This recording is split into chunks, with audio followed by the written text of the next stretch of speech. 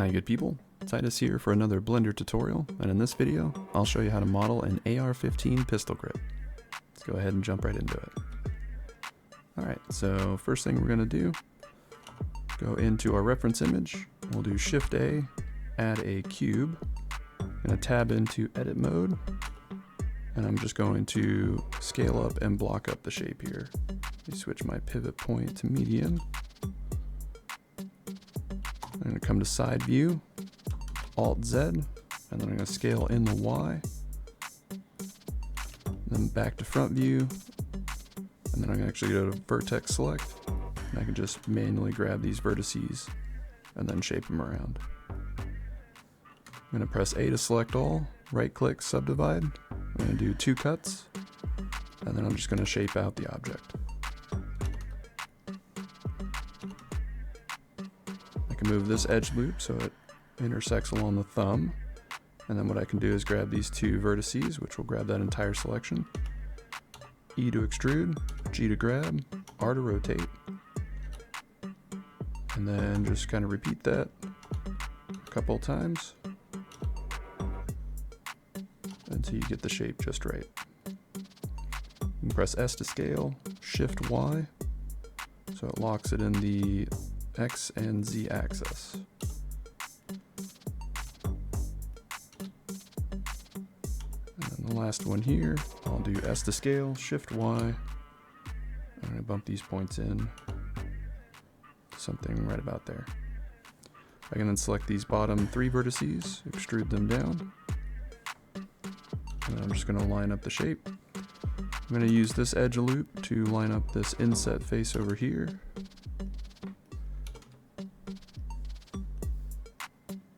And then I'll extrude down again and kind of rinse and repeat. I'm just pressing G, then X to lock it in the X axis, and then E to extrude.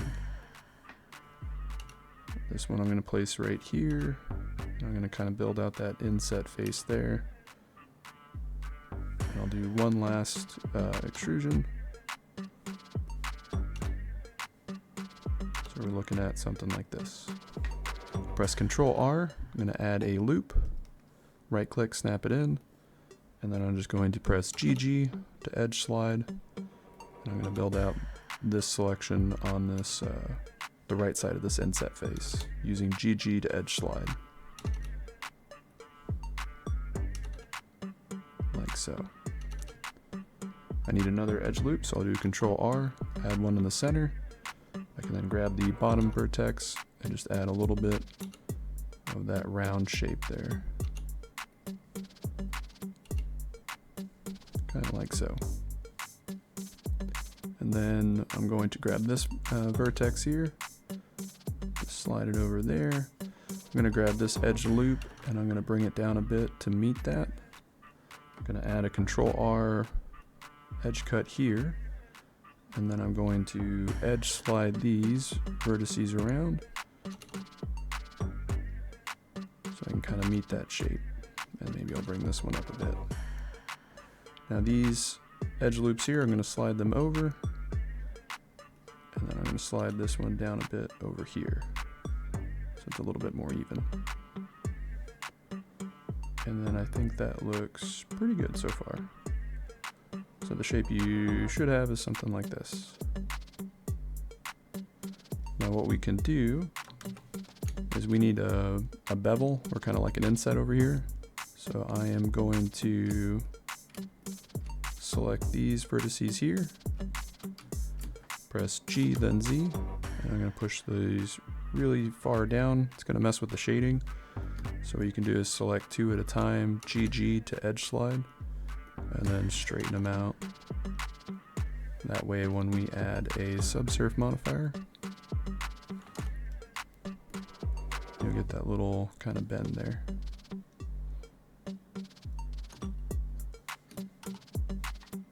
Alright, so next we need to build out the width. So we can come into face select, press C for circle select, and I'm just going to circle select these faces here, press enter, Alt Z, And then based on my reference image, it looks like I maybe want some of these here.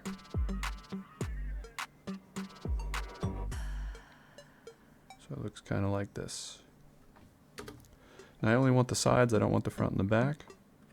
So I can use my edge or my circle select and right click to deselect anything that we got extra.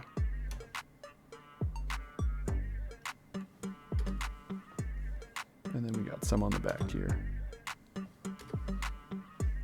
So we're looking at something like this. That looks okay. I'm gonna come to side view, I'm gonna press Alt S, and that allows me to extrude along the normals. And I'm just gonna push it out so it's just a little bit wider at the base of the grip. So it'll leave you with this kind of shape here. You can then work on the front face here. So I'm going to go to Alt Z, going to hide my subsurf, and I'm going to go back to vertex select. I'm going to be going in and out of transparency mode with Alt Z, so I can select the right vertices so I don't grab the ones in the back, and I can scale along the Y, and then just push these out to build out this sort of design here. So Alt Z, Shift select, Alt Z.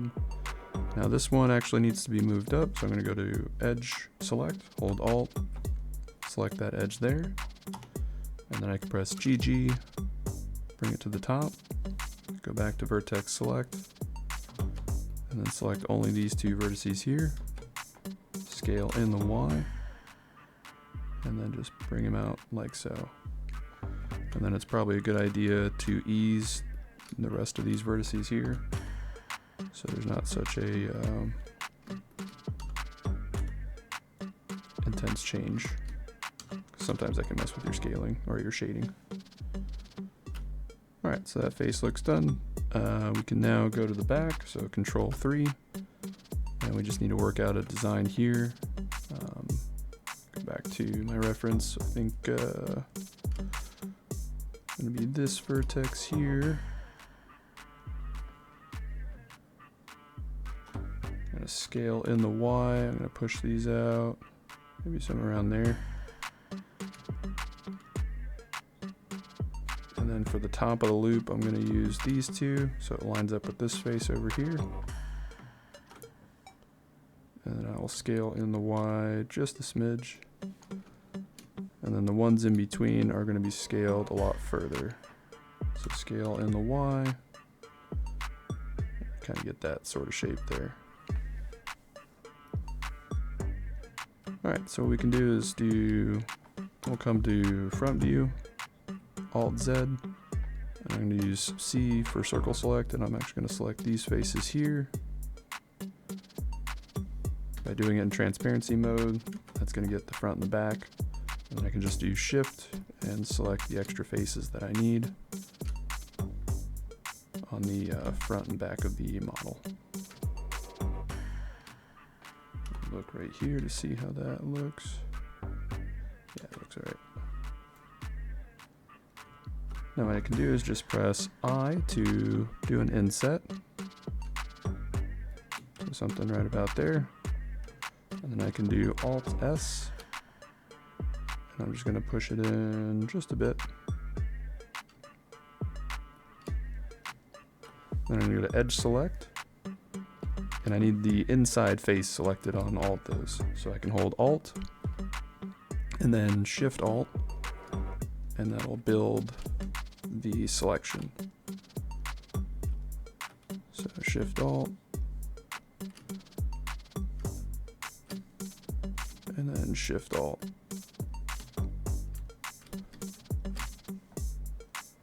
And last one here, just do Shift Alt to grab all these. So then all those inside faces are selected. We can now add a bevel, Control B. Just a real small bevel, doesn't have to be anything crazy, but make sure your shape is 1 and your segments are 2. So now when we tab into object mode, this is the shape you're left with. Doesn't look that great, but when you add your subsurf back on, you can see it looks pretty good. Now the next thing I want to do is I'm going to select these bottom 3 faces there. I'm going to press E to extrude, and I'm just going to add a little bit of a lip there. At this point we can probably add some sharpness to the model, so we're going to go to Edge Select, and hold Alt, and then Shift Alt. I'm going to build out this outside ring on the bottom, and I want a ring on the top, so I'm going to do Shift Alt, and I'll maybe do this one here, and then I'm going to build that up just with Shift and Alt. And we did want to touch this top ring when we were modifying these vertices, so we can add sharpness to it without messing up the shading. So now with all those selected, just add Control B for a bevel. It should have your old bevel settings. Just make it real small, make sure it's a shape of 1, segments of 2. And now you have this sort of look right here.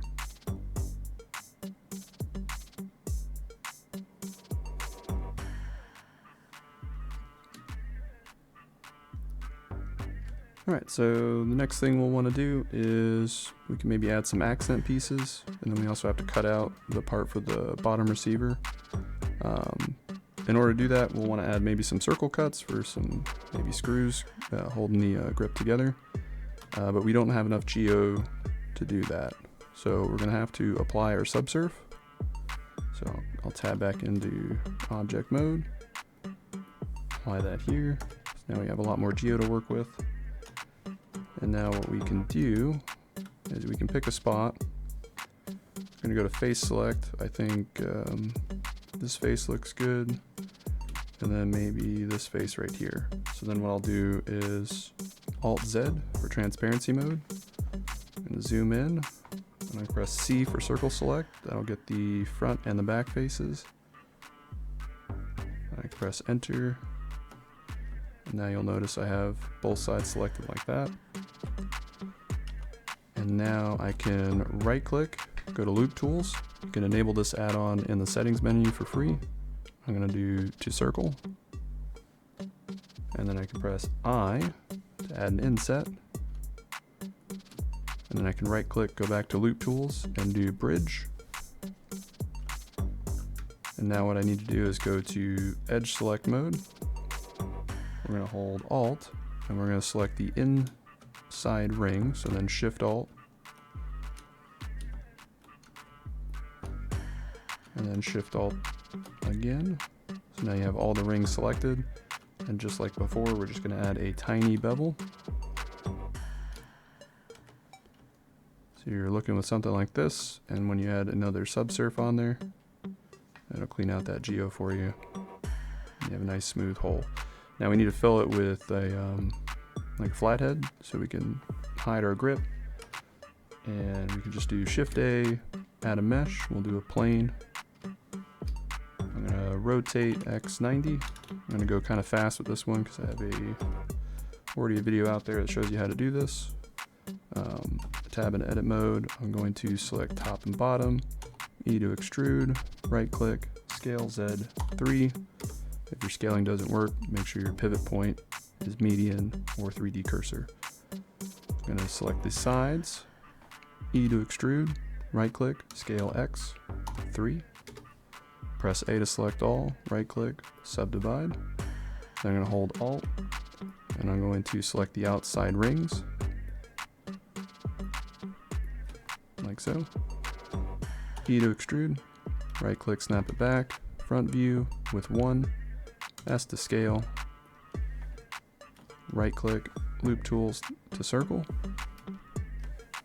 go into face mode, C circle select, select the inside ring, press I to inset, lock it in there, E to extrude, and then I'm going to go back to edge select, hold Alt, E to extrude, lock it in the Y, give it some thickness, E to extrude, S to scale. I think that is sufficient. Now when you add a subsurf modifier, you can right click shade smooth, and that looks kind of like a Phillips screw. If your shading's a little messed up, you can probably go to edge select, Alt, select an inside ring, add a small bevel. That should clear up most issues. If it still looks bad, bump up the subsurf a bit, and that should clean it up. Now we can bring back the grip. We will, in front view, position it near the hole, and then we're going to scale so it's an appropriate size.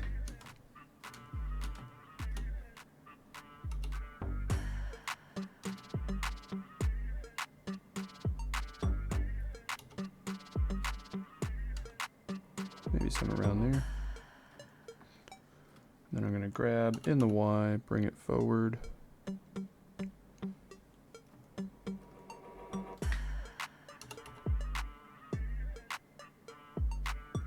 Alright, somewhere around there. I'm going to press Control A, apply the scale so it's uniform. So basically uniform scale here. Actually, I might as well do the rotation as well. And then I'm going to add a mirror modifier. I'm going to tell it to mirror in the Y. I'm going to select the grip. That should mirror over. If it doesn't mirror over correctly, it's because when you're modeling your cube, you didn't go into edit mode before you scaled it, so your grip has non-uniform scale and the point of origin is probably off. I probably should have made a note of that, but easy fix if you run into that. You can always manually place it too. And then I will do Shift D in front view to duplicate. I'm going to move it over to the other hole. And for some reason that one is smaller, so I'm going to scale it up.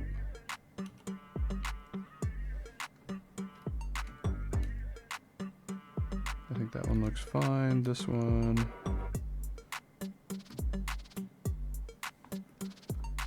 I'm probably going to rotate along the Z, maybe something like that. And I think that looks pretty okay, at least for what we're going for. Alright, on for the next piece. We can add maybe an accent at the bottom. So we'll go to front view, we'll do Shift A, we'll add a mesh, let's do a cube, bring it down, and then I can tab into edit mode so I don't affect my uniform scale. And I can scale in the Y by maybe 5, so that's wide enough to cut through. And then I can maybe rotate it a bit so it's a little bit even. And then I'll go into vertex, Alt Z for transparency, select the bottom vertices, scale in the XX, so it's the local X. And then I'm just gonna actually, there we go.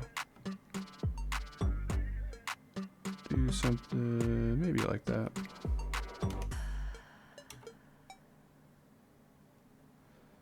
And now I am going to be, oh wait, did I? Oh, I might have messed that up a bit, but I think we'll still be okay. I didn't mean to do it like that, but let's see how it looks. You can add a boolean from your boolean modifier right here and add a slice, but I have the hard ops add-on, so I'm just going to shift select, press Q, and I'm just going to add the, I'm sorry, slice or slash, I forget how it's labeled. So it has the intersect.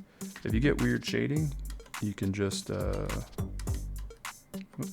undo that, go to your grip, and under object properties, come into normals, hit auto smooth, and then just try the operation again. And it usually does a pretty okay job. Now with that slice done, I can select the grip, and I can apply that boolean, or if I wanted to, I can just Q operations, smart apply, and it'll do it for me. You also have to do that on the cut piece as well. And then I'm going to hide my cutter, like so. Alright, now with that done, what you can do is on the actual cut piece, the point of origin is still going to be the center. So you want to right click, set origin to center of mass. And then you can scale Shift Y and just bump it down just a bit. And that's going to make it show up a little bit more, basically. And I probably could have made it a little bit wider, but I think that is good enough. And then we also want to add another cut. We'll do Shift A, Mesh. We'll add another cube. And go into edit mode, Alt Z. We're going to scale Z by maybe 3. And then we'll scale X by 3. Oops, scale X by 3, forgot to lock that in.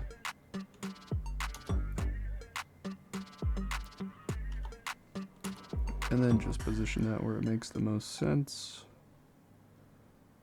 And then maybe I'll scale that in the Y. Somewhere around there. So now what you can do is just add a boolean, but since I have the hard ops, I just shift select the grip, press Q. I'm gonna go with difference. And then I can hide my cutter. And then just like that, you have your grip completed. Now, if you wanted to make this as a game-ready asset, this is going to be too high poly. You can see it's 74,000 edges there.